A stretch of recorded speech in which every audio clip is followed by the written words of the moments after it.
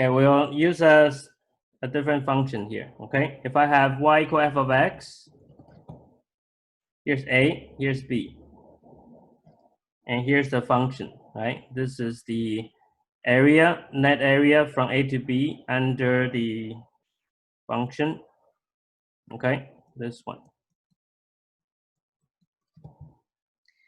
And then we know the area function is the antiderivative of this linear. Okay, if you do an antiderivative of a linear, it will look like a curved line. So it looks something like that. This one is y equal f of x. Okay, and then let's say, so for example, a, right? So big F of a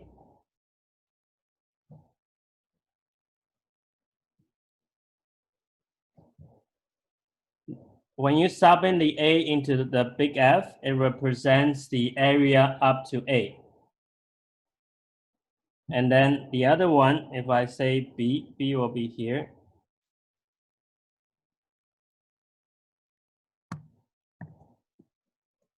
Then let me change that. Okay, b. And then if I pick any place somewhere in the middle, remember I'm using the similar symbol as the rectangle ones. Okay, so I choose somewhere in the middle. We call that xi and xi minus 1. So the two x values. Okay, and I get 2 points.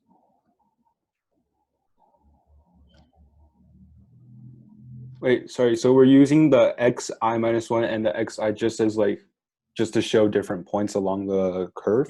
So it's showing that any 2 points in between A to B, I pick 2 points, and they are next to, and they are 2 points, any 2 points, okay? Okay.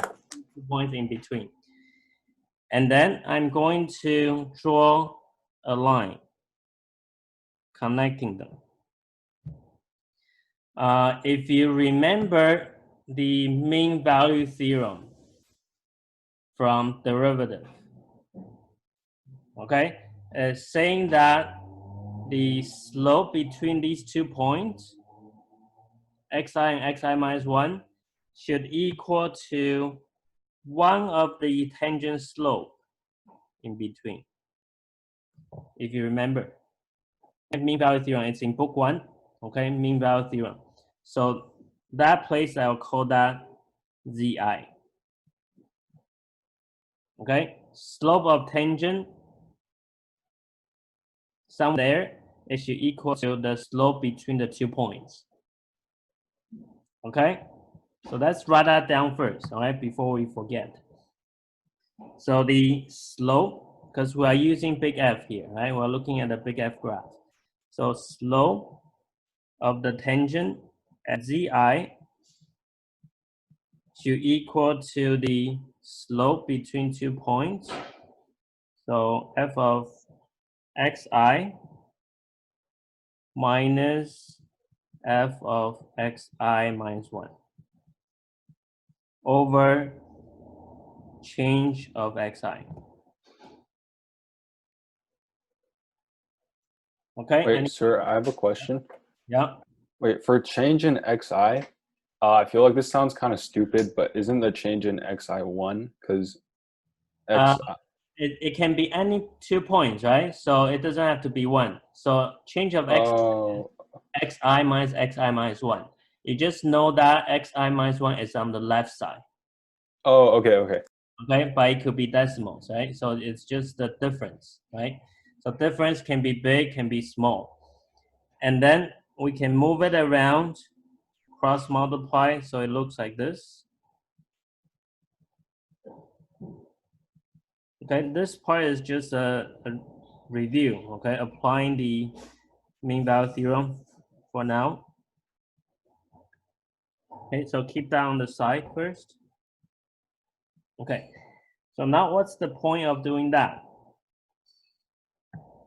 We are going to, okay, I'm going to rewrite here now, okay, on the left side. So take big F of xi minus big F of xi minus 1. I'm copying again, okay, equal to F prime zi prime, zi delta xi. And then because big F is the antiderivative, so if I prime the big F, it will become small f. Right, so you see it's kind of connecting with the left side now. Left side is talking about graph, right side is talking about the antiderivative, right? So sort of connecting. And then left side is this, f of xi minus f of xi minus 1.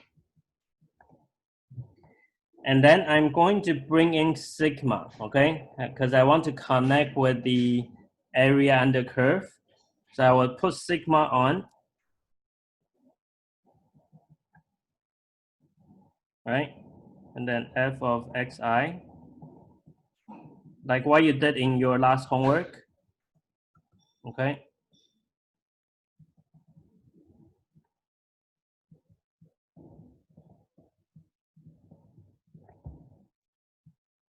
So right side looks kind of like last time's, right? Area under the curve. And left side is the new things, right? Antiderivative. And then we'll take the limit, okay? We'll do the limit later. Let's do the left side, okay? So if I expand the left side, I would have f of x1, right? Minus f of x0. That's the first term. Plus f of x2 minus f of x1 plus dot dot dot plus f of xn minus f of xn minus 1 equal to sigma f of zi delta xi. Okay, does anyone have questions so far? Left side is the expanded form of the sigma, right? Because I starts from 1, 2, 3, 4 until n. All right? So if you take a look at the left side, does anything cancel out? What I mean the left side is this part, this yellow highlighted part. Any parts can cancel out. Anyone noticed? In the second bracket, the negative f x1, that cancels out with the first bracket where it says f x1. Yes, very good. Okay, so you can see the second bracket, second term, second bracket cancel out with the first term, first bracket, right? So same thing will continue to happen on the next bracket. So the first term of the second bracket will cancel with the second term of the next bracket, right? Sure. Oh. Yeah, Jesse? Wait, I was just gonna ask, aren't we left with just negative f of fx of 0 then? Yes. What about the last term? Anything left? Does everything cancel out on the last one? Yeah. Why? Because it looks like it does. Because hold on, look at the first two brackets to see pattern, right? It has to be first one cancel with the first term of the first bracket, cancel with the second one of the next bracket. So f of x n minus 1 would be left. Yes, okay? Because this one here has no one to cancel out because you need one more bracket to cancel that one. Make sense, Jesse? I'm a little bit confused. Right. Oh, no, I get it. I think I get it. This red one, the red circle one, it needs one more bracket to cancel out, right? But then the second one, the green one, I cancel out. It's canceled out from the previous one. Oh, but the other one, for the red circle, the one it was supposed to get canceled out with is already canceled out. The red circle one, if you want to cancel that, you need one more bracket for the next one. Oh, right? but there is no one more bracket. Yeah, because that's the end of it, right? Oh, okay. Okay. I think So I get it. the only thing that's left will be big F of xn minus big F of x0. And that will equal to the right side, sigma 1 to n, f of zi delta xi. Okay, now if we take the limit, okay, hold on, before we do that, okay, if we look at the picture again, x0 means a, right? Xn is the last one. Okay, so I can write it as f of b minus f of a. Right? And then because the left side is a constant, right? F of b is area up to b, f of a is area up to a. They are both numbers. So if I take the limit, it will just stay the same. So I'm just gonna take the limit of the right-hand side. We make n approaching infinity. This is what we learned last week.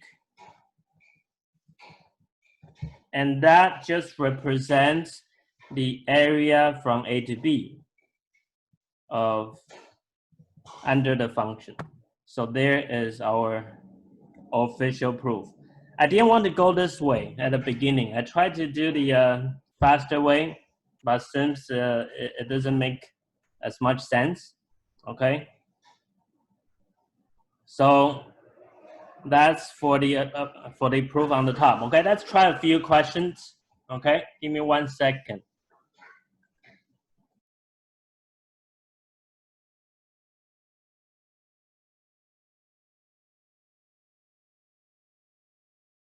Wait, sir? Oops. Never mind.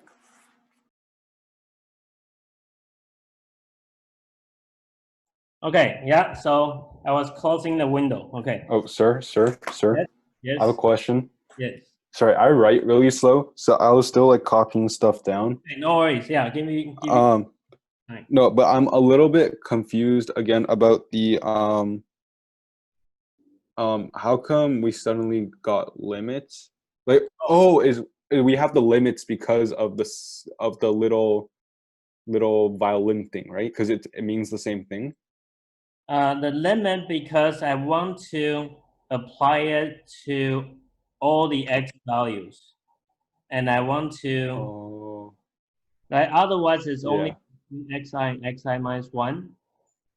So then that makes it kind of the derivative, right? And derivative is for any single point. Yeah, if we take the limit, then we make the rectangle infinite, right? Make the area become infinite. Oh, okay. Oh, okay, I get it now, yeah. Thank you. And then, so what actually happened was I took the limit on both sides, right? Because if you want to apply limit, you got to apply to the left side, right? Limit m approaching infinity. But because the left side has no variable, there's no n inside. It's all constant. So it will just remain as f of b minus f of a. Okay, so I didn't bother write it out. Okay, but it's supposed to be there. Oh, okay. Okay. Thank you. Yeah. Okay, so that's a lot of work there. Okay, if you finished copying, can you please raise your hand? Okay, so we can look at some questions. Okay, how to use it.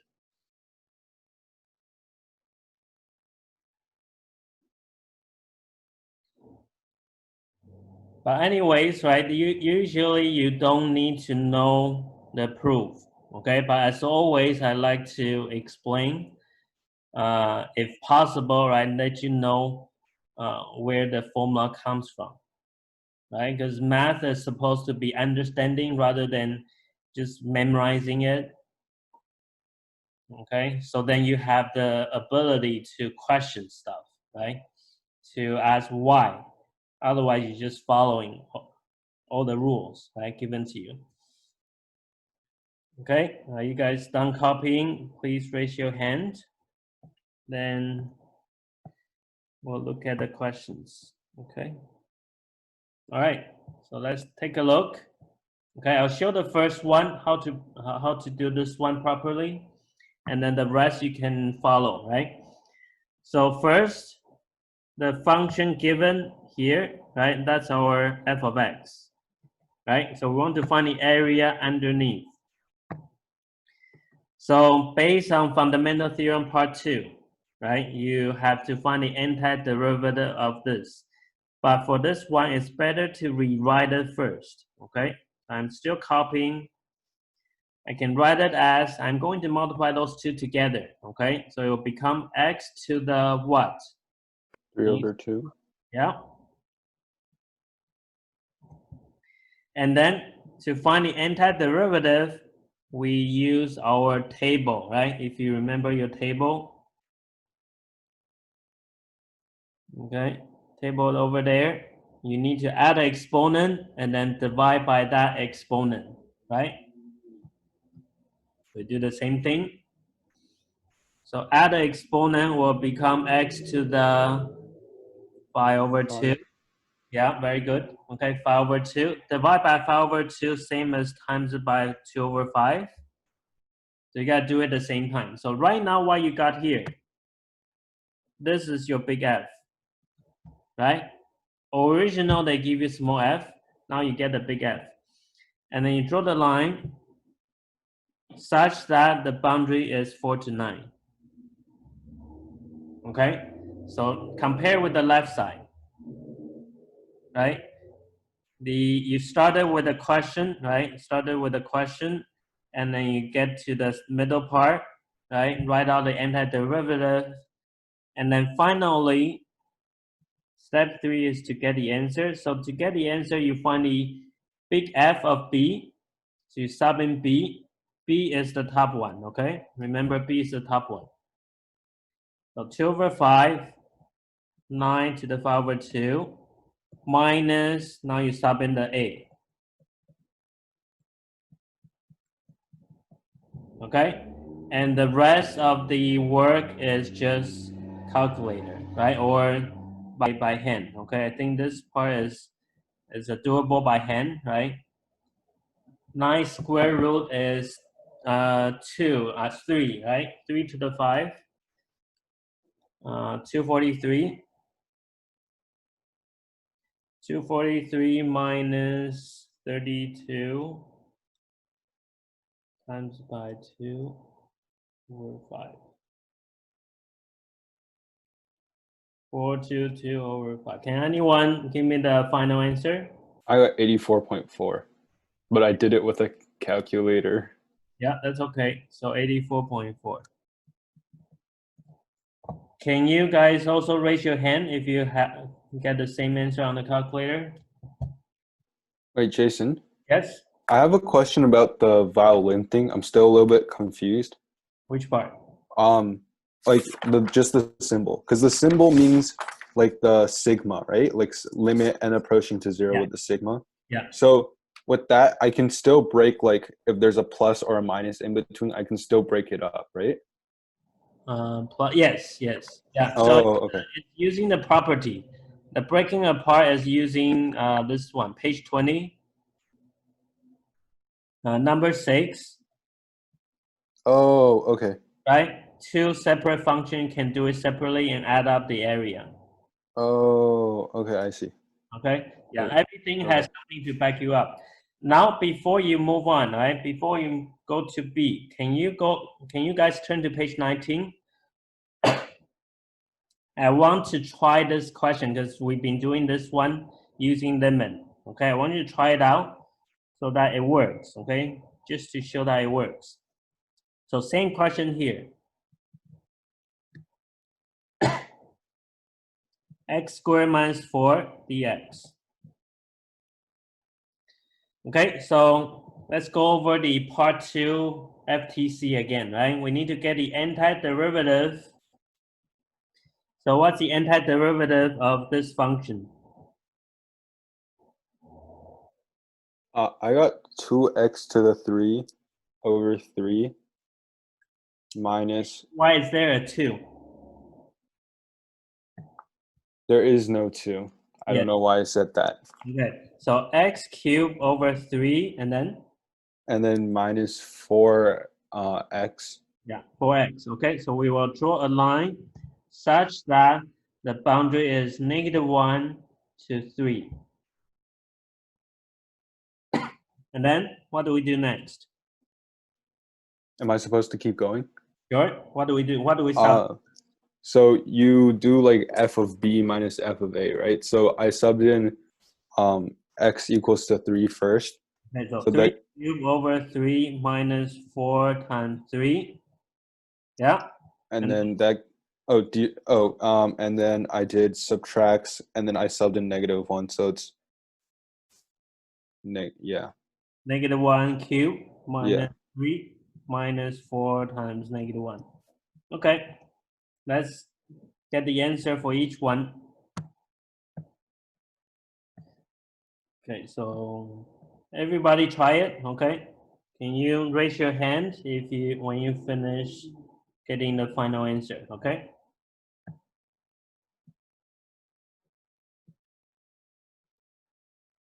So 3 cubed, 27, 27 over 3, that's, Wait, sir? yeah. Shouldn't we get the same answer as the net area? We should. That's the point, right? Oh, my bad. Otherwise, that would be weird. Okay. Yeah. We can explain ourselves. Okay. Right. So we should get the same as the left side. Okay. If you're able to get -20 over 3, okay, please raise your hand. So that's the whole point of FTC. We are able to not do the limit and sigma, okay, and still able to get net area. And to do that, we just get the antiderivative, okay? That's the beauty of it, right? You don't need to do limit. You don't need to do rectangle. Okay, please raise your hand if you get -20 over 3.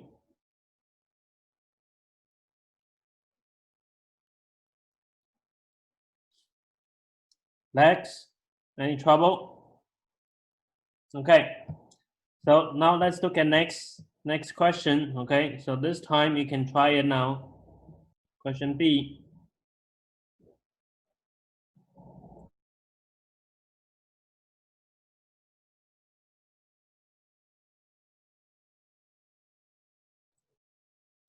Please also raise your hand when you finish B.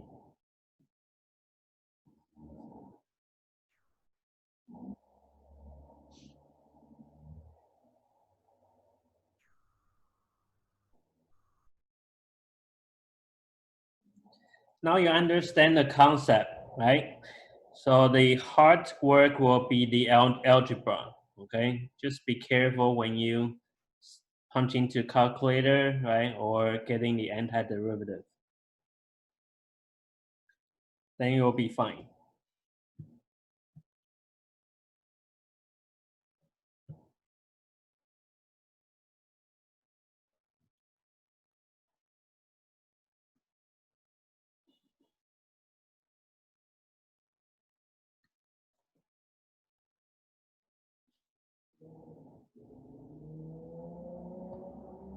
Okay, I'll do the antiderivative. Cube over 3 minus 3 over 2x squared.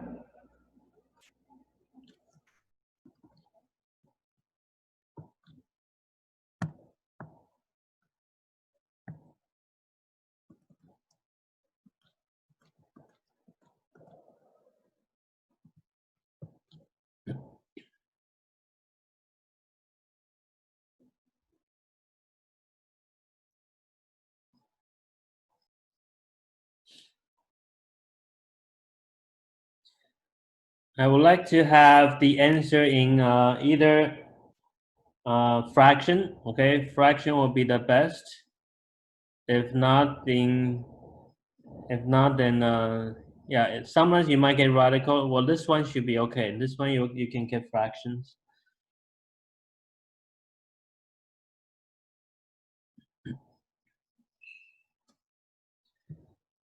Okay, Jeffy, can you tell me the answer for f of b?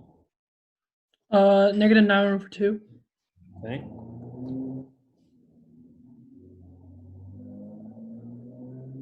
Please raise your hand if you finished question B.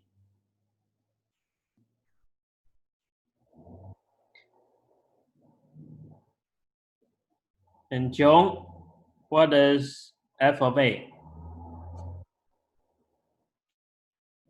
I got -26/3. 26/3. Okay, so now we need to subtract them. F of a minus f of b. Okay, Leon, can you do that? Oh, I'm still punching my answer in the calculator. Okay. Let me know when you got it.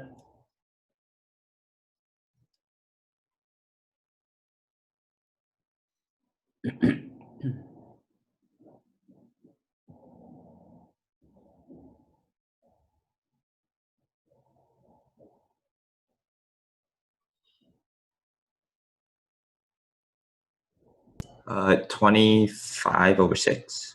25/6. Carrie, how about you? Do you agree? I agree. Yeah. Okay, Jesse, you good? Same? I am excellent, sir. Okay. Emily? Yeah, I'm fine. Okay, okay. All right, so last thing, okay, I will talk about absolute value next time, okay, but you guys can think about how to deal with absolute value. One more thing I want to go over is this part, okay? It's also got to do with the second part 2 of FTC. So before, right, for part A, we said that, okay, look at this question. This one, what is page, what page is this one? Page 25, right? If you look at the two questions, to get the answer for this, all you did is just sub in the x, right? Somehow you need to flip upside down and then sub in the x, okay? Because integral and prime, they cancel each other out, right? Integral means antiderivative, right? So what if, now the question is, what if the boundary has a function, right? X squared plus 3, not just x. And what if they are both function, they both variables, okay? What are we gonna do? So very easy. All we need to do is just apply the fundamental part 2, okay? We'll just look at part 2, the second part, okay? And right now, I would like you to focus on the red box first, okay? We'll prime it later. So the u of x and v of x, they are just two functions, okay? And we know that integral means you need to get the antiderivative. So the small f antiderivative will be big F, right? And then after finding antiderivative, we draw the line such that the boundary is from v to u, right? V of x to v of x to u of x. Okay, and then we sub in the top one first, right? So it'll be f of u of x minus big F of v of x. Okay, can you raise your hand after you copy up to here? Okay, so I don't want to go too fast. Okay, so let me know when you have caught up. Okay, now I'm going to add in the prime. Okay, so I will take the derivative of that, right? So derivative of this. Okay, so because you have a function inside a big F, so you need to chain rule when you do prime. So chain rule means you prime the outside, right? and then prime the inside, so u prime. Okay, same thing, minus prime the outside times prime the inside. Any questions so far? Okay, and big F prime is just small f, right? There'll be small f of u of x, u prime. Small f of v of x times v prime. And remember the small f is what's given at the beginning, right? The yellow highlighted here. Okay, in the question will be this thing. Okay, in the question will be those things. Those are your small f. So what that means is throughout the whole process, because you have derivative of antiderivative, you don't really need to find the antiderivative. Okay, but then if the boundaries have functions, you got to use chain rule. Okay, The chain rule only for the part with the function, though, right? Chain rule on the boundaries, right? Because boundaries are inside. But for example 13a, Yeah. it starts with 2, right? So I don't need a chain rule 2. I can plug in 2. Yeah. Oh, okay. Okay. So let's go over question A, right? So we don't want to go through the step. We want to go straight to final answer, okay? What we were doing just now, right? We want to apply the formula up here, okay? Go straight to the answer. So our small f is this. This is the small f. So formula tells us that all we need to do is just plug in the endpoints. So it'll be t squared over minus 2t over t plus 1, right? So that where you see the t, you plug in the endpoints. Okay? So that's the first part. And then times it by prime the inside. Prime the inside is 2x. Okay? And then minus, plug in the 2. So 2 squared minus 2t. So 2 times 2 over 2 plus 1. Times it by prime the 2. What's the prime of 2? 0. 0. So if you see a constant at the bottom, this part will disappear. So you will just have the first part. That's why in the previous question, page 25, right, we did not need to do second part. You just plug it in. Okay? So I'll let you try question B, and then that will be all for today, okay? So raise your hand, okay, when you finish question B. Wait, sir? Yeah? Our answer is in terms of x, right? Yes. Your okay. answer will be x because you need to sub in the boundaries, right? Yeah.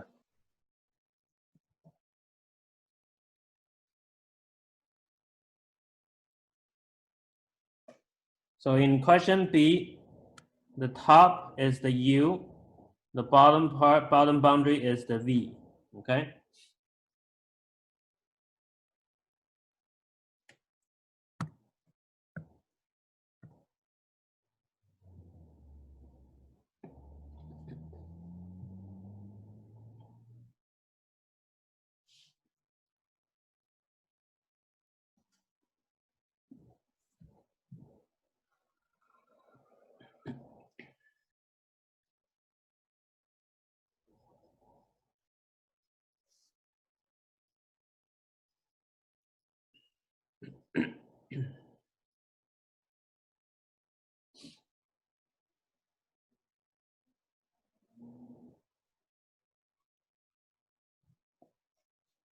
So it only takes one line, okay?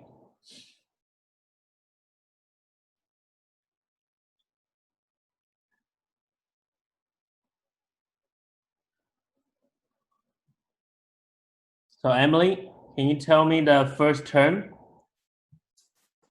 I have cos of root x times half x to the power of negative a half. Yeah, very good, okay. And Jeffy, after this, what do you do? Minus cosine 2x and then times 2. Yeah, very good, times 2. Okay, so you have prime the outside, prime the inside. Well, stopping the boundary and then prime inside, right? Same thing here. Prime the inside, okay? This is inside, prime, okay? Inside.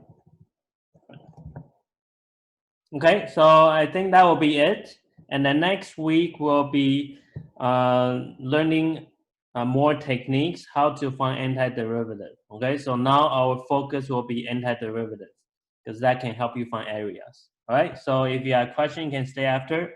I'll see you next class. Thank you. Bye. Thanks, Jason. Bye. Bye-bye.